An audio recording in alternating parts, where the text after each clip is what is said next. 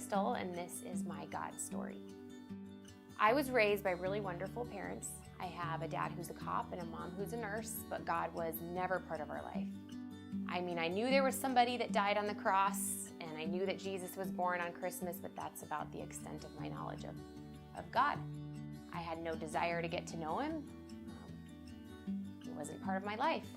Fast forward, I move out of the house, I go to college at ASU, and I am having the time of my life. I am answering to nobody.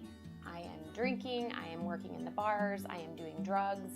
Towards the tail end of my college life, I meet my husband. I really thought that was the next step. You graduate college, you get a job, and you get married. Once the wedding was over and we were supposed to be living in wedded bliss, my selfish ways did not die, and I was probably the most disrespectful wife. I went out to happy hours with people I shouldn't go out to happy hours with. I lied. The boundaries of our marriage were sincerely breached. I feel really bad. He tried so hard to make things work, but I was so selfish. Everything came to a head one night, and divorce was gonna happen. I hated him, I hated the house, I hated myself. I wanted out. And I was throwing everything in a suitcase. And this is when the most divine experience of my life happened.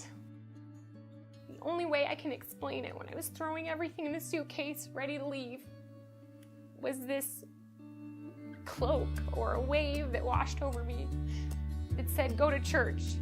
That makes no sense. Church was not a part of my life. I didn't even know God. We didn't talk about him. Why would this even be happening? So I walked outside, and when I opened the sliding glass door, my husband was on his knees in the backyard praying.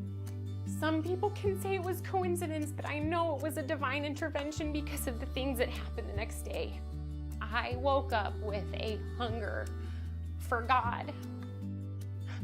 It was him. How else do you explain being hungry for something I didn't know? God fought for my marriage. He came in and he scooped me right out of the fire that I was in for the next year of our marriage, and this was about year 3 in our marriage.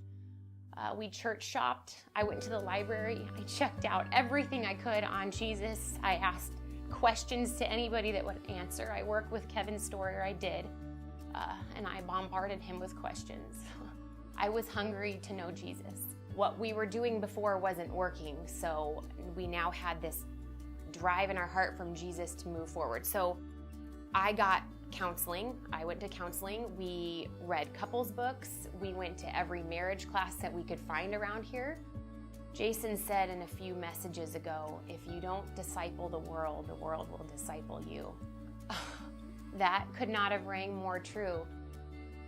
We had to learn how to take control of our marriage because the world was controlling our marriage before, and it wasn't working at all.